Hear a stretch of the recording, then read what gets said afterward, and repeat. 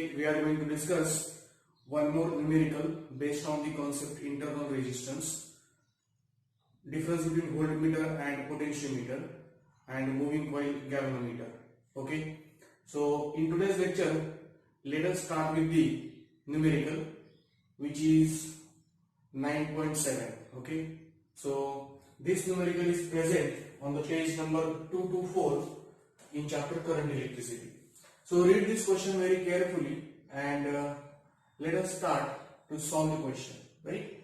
Okay, read this question very carefully, which is reflecting on the screen. Okay, the question asa hai, in an experiment to determine the internal resistance of a cell of EMF 1.5 volt. Okay, so in the given data आपल्याला काय काय लिहायचं आहे? In an experiment to determine the internal resistance of the cell of EMF. ज्या सेलचा internal resistance find out करायचा असतो त्याची value आपण ET अशी लिहित असतो. हे तुम्ही लेक्चर नंबर 11 मध्ये पाहिलेलं आहे. So ET is equal to 1.5 volt. The balance point in an open cell condition is 76.3 centimeter. Open condition म्हणजे तुम्हाला समजलं आहे की ज्यावेळेस आपण रेजिस्टन्स बॉक्स मधला रेजिस्टन्स सिलेक्ट करत नाही किंवा जरी आपण सिलेक्ट केला तरी पण त्याची की काय करत असतो, आपण त्याला ओपन ठेवत असतो. इन फॅक्ट आपण जो रेजिस्टन्स बॉक्स आहे हा ऑपरेटिंग कंडिशन मध्ये घेत नाही, त्या कंडिशनला आपण सेलची ओपन कंडिशन म्हणतो. आणि सेलच्या ओपन कंडिशन मध्ये जी बॅलन्सिंग लेंथ आपल्याला भेटते ती balancing length is nothing but L1. So here L1, right? So what is the value of L1 here? That is nothing but 76.3 centimeter. Understood? Okay. Now go to the next. When a resistor of 9 ohm is used, आता आपण resistance box मधला resistance घेतला, तो connect केलाय आणि की सुद्धा त्याची क्लोज केली आहे. ओके, तर रेजिस्टन्स बॉक्स मधून घेतलेल्या रेजिस्टन्सची व्हॅल्यू 9.5 ओहम एवढी आहे. ठीक आहे, त्यावेळेस जी बॅलन्सिंग लेंथ आहे ती बॅलन्सिंग लेंथ किती भेटली आहे चेक करूया आपण. When a resistor of 9.5 ohm is used in the external circuit of the cell, the balance point shifts to 64.8 centimeter of the potentiometer wire. Okay, तर यामध्ये reduces by, additional by असं काय दिलेलं आहे, डायरेक्ट बॅलन्सिंग लेंथ दिलेली आहे. That is nothing but 64.8 centimeter. Right, काय find करायचं आहे? Determine the internal resistance. Okay, so to find म्हणा, to find. So what is we have to find, what we have to find is nothing but determine the internal resistance of the cell. So RT is equal to how much असा question आहे. Okay, तर आता सरळ सरळ formula आपल्याला माहिती. Let us go to the solution.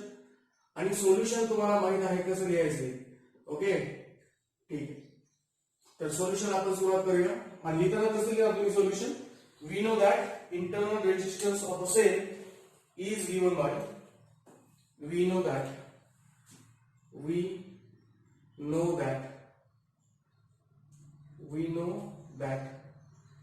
internal resistance of the cell, internal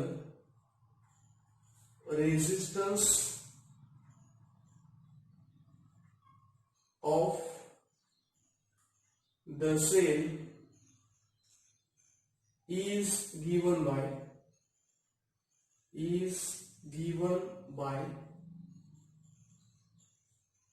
RT is equal to, काय formula असतो?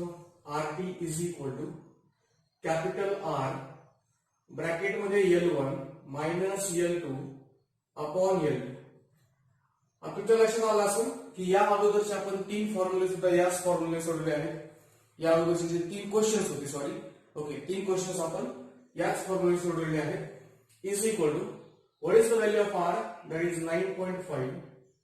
ओके, ब्रॅकेट मध्ये L1 आहे 76.3 मायनस 64.8, ओके, अपॉन 64.8. हे समजलं का सर्वांना? Okay, now is equal to, now do the calculation. 9.5 आणि 76.3 मधून 64.8 जर आपण मायनस केले तर काय व्हॅल्यू येते चेक करा. And if you do the calculations, आता हे सोपं आहे का, याला म्हणजे लिहित बसण्यापेक्षा डायरेक्टली आपण व्हॅल्यू पुट करूया. कॅल्क्युलेशन्स करा तुम्ही याचे, आणि एकदम इझी कॅल्क्युलेशन्स आहेत हे तुम्हाला सर्वांना माहित आहे. Okay, so what is your answer. जर आपण कॅल्क्युलेशन्स केले तर या ठिकाणी आपल्याला 76.3 मायनस 64.8, तर या ठिकाणी आपण काय करू शकतो, 13 मधून 8 गेले, राहिले 5. ओके, 5 मधून 4 गेले 1, 7 मधून 6 गेले 1. Okay, so 11.5 we can say. ठीक आहे, सो 9.5 into 11.5 अपॉन 64.8. आता हे कॅल्क्युलेशन करा. कॅल्क्युलेशन केलं तर तुमचं उत्तर 1.68 ओहम असेल. ओके, तर या ठिकाणी तुम्ही लिहू शकता the internal resistance of a cell is 1.68 ohm. Okay, एकदम सिंपल आहे. अशा प्रकारचा क्वेश्चन आपल्याला ते 2 मार्कांसाठी विचारू शकतात. ओके, म्हणजे आपण पहिला जो क्वेश्चन आपण सॉल्व्ह केला होता तो क्वेश्चन 2 मार्कासाठी. कालचे क्वेश्चन 2 आपण सॉल्व्ह केलेले, HSC 13 आणि HSC 17. तर हे 2 क्वेश्चन 3-3 मार्काचे, आणि हा एक क्वेश्चन 2 मार्काचा फ्रेम होऊ शकतो. ओके, या घेतलेल्या क्वेश्चन्स पैकीच एक क्वेश्चन तुम्हाला बघायला भेटेल फायनल एक्झामिनेशन मध्ये. समजलं सर्वांना. ओके, तर आता आपण यानंतर पोटेन्शियोमीटर आणि व्होल्टमीटर या दोघांमधला डिफरन्स पाहूया. आणि डिफरन्स पाहत असतानाच आपल्या या गोष्टी लक्षात येऊन जाणार आहेत की कोणतं ऍडव्हान्टेज आहे किंवा कोणतं डिसएडव्हान्टेजेस आहे. Right. Okay, so let us go to the heading advantages. एक काम करूया, आपण पहिले ऍडव्हान्टेजेस आणि डिसएडव्हान्टेजेस पाहूया. ऍडव्हान्टेजेस कोणाचे, पोटेन्शियोमीटरचे. Advantages of potentiometer, disadvantages of potentiometer हा नेक्स्ट पॉइंट असणार आहे. आणि तुम्ही प्लीज सर्वांनी हे लक्षात ठेवा की याची पीडीएफ मी तुम्हाला आपल्या व्हॉट्सअप ग्रुपवरती ऍज वेल एज आपल्या ऍप वरती शेअर केली आहे. तर प्लीज ती पीडीएफ तुम्हाला व्यवस्थित लिहून घ्यायची आहे. अंडरस्टूड. आणि त्या पीडीएफ मध्ये जे पॉइंट्स दिले आहेत तेच पॉइंट्स आपण या ठिकाणी डिस्कस करणार आहोत, आणि तेच पॉइंट्स आपल्यासाठी महत्वाचे आहेत. ओके, तर आपण ऍडव्हान्टेजेस ऑफ पोटेन्शियोमीटर मध्ये जर पाहायचं म्हटलं, हा थिअरॉटिकल क्वेश्चन आहे. हा तुम्हाला मल्टिपल चॉईस क्वेश्चन म्हणून फ्रेम होऊ शकतो. आणि जे पीडीएफ मध्ये मी प्रोव्हाइड केलं आहे तेच आपण बोलणार आहोत. त्यापेक्षा वेगळं असं बोलण्यासारखं काही नाहीये, कारण हा क्वेश्चन तुम्हाला रायटिंग साठी येत नाही कधी. तर हा क्वेश्चन तुम्हाला एकतर डिफरन्स साठी येतो किंवा 1 मार्काचा मल्टिपल चॉईस क्वेश्चन साठी येत असतो. साधं सिंपल आहे. आतापर्यंत तुम्ही शिकल्यापैकी तुम्हाला हे तर माहितच आहे की पोटेन्शियोमीटर हे थोडंसं ऍडव्हान्स व्हर्जन आहे किंवा थोडंसं ऍडव्हान्स आहे व्होल्टमीटरपेक्षा. In terms of accuracy, in terms of let us say current sensitivity वगैरे वगैरे.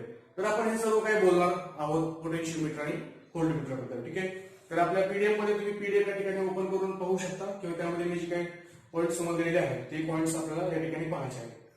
आपल्याला माहित आहे की व्होल्टमीटर जो असतो हा व्होल्टमीटर फक्त आणि फक्त टर्मिनल पोटेन्शियल डिटरमाइन करण्यासाठीच यूज केला जातो. परंतु पोटेन्शियोमीटर हा terminal potentials as well as EMF of a cell find out करण्यासाठी यूज केला जातो. म्हणजे आपल्या ज्या पीडीएफ मध्ये फर्स्ट लाईन आहे की voltmeter is used only to determine the potential differences between the 2 terminals, whereas potentiometer is used to determine the potential difference between 2 terminals as well as the EMF of the cells. Okay, तर हा पहिला point तुम्हाला व्यवस्थित लिहून घ्यायचा आहे.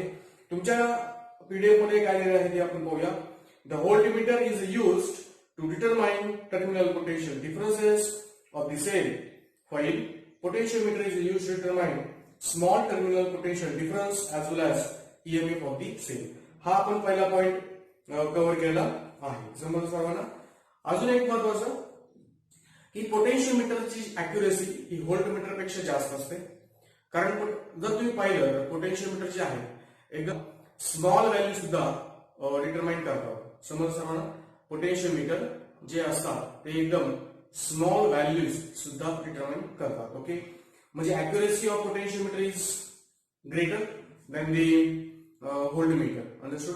आणि पोटेन्शियोमीटरची जी काय अॅक्युरेसी आहे ही अॅक्युरेसी आपण कशी इन्क्रीज करतो, जशी लेंथ वाढेल तसं, कारण आपण पोटेन्शियोमीटरचं प्रिन्सिपल पाहिलं होतं की टर्मिनल पोटेन्शियल डिफरन्सेस आहेत ते directly proportional to the length of that portion वगैरे वगैरे. म्हणजे आपल्याला हे सर्वांना समजलं की आपण जर लेंथ चेंज केली तर ऍक्युरेसी सुद्धा आपण कमी जास्त करू शकतो. तुमच्याकडे दुसरा पॉईंट तोच आहे, the accuracy of a potentiometer can be easily increase by increasing the length. Understood? लक्षात ठेवणं गरजेचं आहे तुमच्यासाठी, ठीक आहे ना? ओके. त्यानंतर तुम्हाला हे माहित आहे, a small potential difference can be measured accurately with the help of potentiometer. हे तुम्हाला मी जस्ट आता सांगितलं की स्मॉल जे काही पोटेन्शियल डिफरन्सेस आहेत, स्मॉल पोटेन्शियल डिफरन्सेस हे पोटेन्शियोमीटरच्या सहाय्याने मेजर केले जातात, परंतु व्होल्टमीटर मात्र स्मॉल पोटेन्शियल डिफरन्सेस मेजर करू शकत नाही. समजलं? Okay. The resistance of the voltmeter is hi. Okay, हे तुम्हाला माहित आहे. therefore we cannot therefore we cannot measure the small potential differences. Okay. आता रेजिस्टन्स जास्त आहे म्हणून तो जो काय आहे आपण काय म्हणतो, आपल्याला वर्किंग कंडिशन मध्ये ठेवत असताना as a ideal potentiometer as a ideal voltmeter म्हणून आपण त्याचा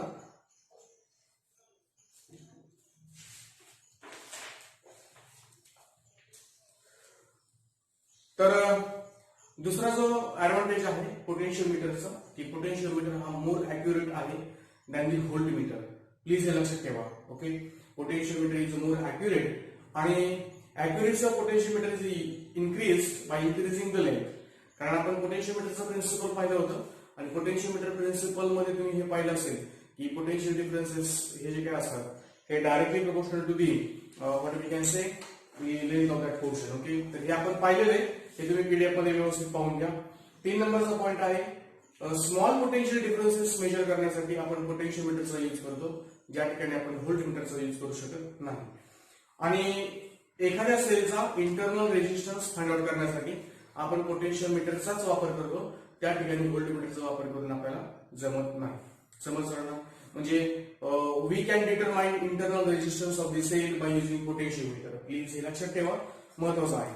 तर मग पोटेन्शियोमीटरचे हे झाले ऍडव्हान्टेजेस. मग डिसएडव्हान्टेजेस काय असणार आहे की पोटेन्शियोमीटरचं जे काही सर्किट आहे किंवा पोटेन्शियोमीटरचा जो सेटअप आहे हा सेटअप लार्ज असतो, म्हणजे इझिली आपण कॅरी करू शकत नाही. म्हणजे आपण असं म्हणू शकतो की potentiometer is not portable, or we can say potentiometer is not transportable. Understood? Whereas voltmeter is smaller than the potentiometer, so we can easily transport or we can easily portable the what we say voltmeter. So voltmeter is portable, whereas potentiometer is non-portable. दूसरा है voltmeter is direct reading instrument, whereas potentiometer is not direct reading instrument. आता potentiometer हे direct reading instrument नाही, हे आपल्याला सर्वांना माहित आहे. तर या ठिकाणी आपण ऍडव्हान्टेजेस आणि डिसएडव्हान्टेजेस पोटेन्शियोमीटरचे पाहिलेले आहेत. ओके. आणि तुम्ही सर्वांनी please advantages of potentiometer, disadvantages of potentiometer हे तुम्ही व्यवस्थित काय म्हणते आपल्याला लिहून घेऊ शकता. ठीक आहे ना? ओके. नेक्स्ट पॉइंट आहे distinguish between the potentiometer and voltmeter. तर प्लीज हा जो काय पॉइंट आहे हा पॉइंट तुम्हाला 2 वेळेस एचएससी बोर्ड एक्झामिनेशनला विचारलेला आहे. हा जो पॉइंट आहे म्हणजे हे 8 पॉइंट्स मी तुम्हाला आपल्या स्क्रीनवरती दाखवतच आहे. हे 8 पॉइंट तुम्ही स्क्रीनवरचे कॉपी केले तुमच्या नोटबुकमध्ये तरी चालेल. तर पहिला आहे आपण जे आता पाहिलेले आहेत तेच पॉइंट परत येणार आहेत. Okay. First difference is potentiometer is used to determine EMF of the cell and potential difference. हे तुम्हाला माहित आहे. व्होल्टमीटर मध्ये काय होईल की voltmeter is used to determine only terminal potential of the potential difference of the cell. पहिला point तुम्हाला ऑलरेडी होता. Yes, correct. Now next it is used to measure internal resistance of the cell. म्हणजे potentiometer जे असतं हे internal resistance of the sale determine करण्यासाठी use करतात, परंतु व्होल्टमीटरच्या सहाय्याने आपण इंटरनल रेजिस्टन्स मेजर करू शकत नाही. ठीक आहे ना? Okay. Potentiometer is more accurate, voltmeter is not more accurate, or we can say it is a less accurate. But potentiometer does not give direct reading, whereas voltmeter gives us direct reading. म्हणजे आपण व्होल्टमीटरच्या सहाय्याने आपल्याला त्याच्या स्केलवरती direct 2.3 volt 2.5 volt असं येऊ शकतं, किंवा direct digital जे काय आपल्याला काय म्हणतात आपण डिजिटल लेटेस्ट मध्ये पण येतं 2.3 व्होल्ट 2.5 व्होल्ट वगैरे. ठीक आहे ना? Okay. So potentiometer does not give the direct reading, whereas voltmeter gives us direct reading. Potentiometer is large in size, voltmeter is small in size. Next point आहे potentiometer is portable. Potentiometer is non-portable, voltmeter is a portable. हे तुम्हाला माहित आहे. Very small potential differences measure करण्यासाठी we can use potentiometer, but we cannot use voltmeter for the small values, right? Okay, so we can write like this: for very small potential differences we can use potentiometer, for large values we can use a voltmeter, right? Okay, हे तुम्हाला समजलं. Potentiometer works on the null deflection method, हे आपण पाहिलेलं आहे. पोटेन्शियोमीटरच्या 3 uses मध्ये आपण या गोष्टी पाहिल्या आहेत. म्हणजे नल डिफ्लेक्शन मेथड म्हणजे कोणतं? E1 by E2 method, okay, E1 by E2 by sum and difference method, okay, हे आपण पाहिलेलं आहे. Sensitivity of potentiometer is high, म्हणूनच मोर ऍक्युरेट आहे, हे आपण पाहिलेलं आहे. तर हे प्लीज तुम्ही व्यवस्थित लिहून घ्या, हे तुम्ही लिहून घेणं अपेक्षित आहे. प्लस अजून तुम्हाला सर्वांना माहित आहे की युजेस ऑफ पोटेन्शियोमीटर कोणते कोणते आहेत. की युजेस मध्ये to determine EMF cell, to determine EMF by sum and combination method, to determine internal resistance of the cell. Okay, तर आतापर्यंत आपण ऍडव्हान्टेजेस ऑफ पोटेन्शियोमीटर पाहिलं, डिसएडव्हान्टेजेस ऑफ पोटेन्शियोमीटर पाहिलं, त्याचप्रमाणे आपण डिफरन्स पाहिला. ठीक आहे, डिफरन्स मध्ये काही पॉइंट्स: पोटेन्शियोमीटर हे मोर ऍक्युरेट आहे, व्होल्टमीटर थोडंसं लेस ऍक्युरेट आहे. पोटेन्शियोमीटर लार्ज इन साईज आहे, त्यामुळे नॉन पोर्टेबल आहे, आणि जे काही व्होल्टमीटर आहे स्मॉल इन साईज आहे, त्यामुळे इझिली पोर्टेबल आहे, राईट? ओके, हे आपण पाहिलं होतं. पोटेन्शियोमीटरचा यूज स्मॉल व्हॅल्यू साठी होतो, याचा यूज लार्ज व्हॅल्यू साठी होतो. पोटेन्शियोमीटरचा use small plus large value साठी होतो, हे महत्वाचं आहे. पोटेन्शियोमीटरची अॅक्युरेसी जास्त आहे, त्यामुळे सेन्सिटिव्हिटी जास्त आहे. याची अॅक्युरेसी कमी आहे, त्यामुळे सेन्सिटिव्हिटी सुद्धा कमी आहे. समजलं ना? तर हे पॉईंट तुम्ही लक्षात ठेवणे गरजेचं आहे. Internal resistance can be determined with help of potentiometer, but we can not determine the value of internal resistance with help of potentiometer. तर या गोष्टी तुम्हाला सर्वांना एकदम क्लिअरपणे समजल्या पाहिजेत. समजलं सर्वांना?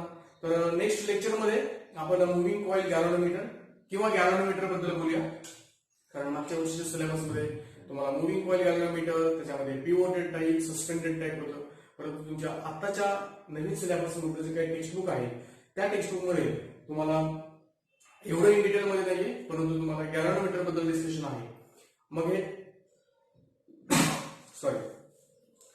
हे गॅल्व्हनोमीटर जे काय आहे, हे गॅल्व्हनोमीटर कशासाठी यूज केलं जातं? आपण आतापर्यंत पाहिलेल्या एक्सपेरिमेंट्स मध्ये गॅल्व्हनोमीटरचा यूज आपण करंट सेन्सिटिव्ह डिव्हाइस साठी केलेला आहे, आणि हे आपल्याला पाहायचं आहे. परंतु नेक्स्ट लेक्चरच्या पूर्वी तुम्हाला एक असाइनमेंट असा आहे की तुम्हाला आपल्या textbook page number I think 224 यावरती जी काही तुम्हाला डायग्राम दिलेली आहे, तर ती डायग्राम ड्रॉ करायची आहे. एकदा तुम्हाला ती डायग्राम ड्रॉ केली की त्या डायग्राम मध्ये जे काही पॉइंट्स आहेत, हे पॉइंट्स मी तुम्हाला नेक्स्ट लेक्चर मध्ये इन डिटेल मध्ये डिस्कस करेन. ठीक आहे, समजलं ना? त्यामुळे तुम्हाला गॅल्व्हनोमीटरची डायग्राम येणं अपेक्षित आहे. एकदम इझी आहे. कॉन्केव्ह शेप तुम्हाला काढायचा आहे, होर्स शू टाईप मॅग्नेटचा, त्यामध्ये एखादी कॉइल दाखवायची आहे, वरती स्केल दाखवायचे. तर प्लीज हे तुम्हाला करायचं आहे.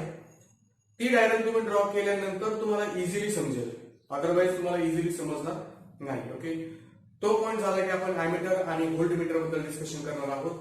How to convert moving coil galvanometer into ammeter into voltmeter, आणि मग त्या ठिकाणी आपला चॅप्टर संपेल. समजलं सर्वांना? यानंतरचा आपण जो टॉपिक डिस्कस करणार आहोत त्यामध्ये असणार आहे फिजिक्स 1चा part, that is nothing but oscillation.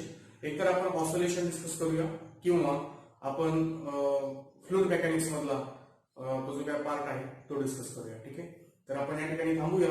धन्यवाद, ऑल द बेस्ट, आणि please do assignments regularly. Okay, so all the best, thank you very much.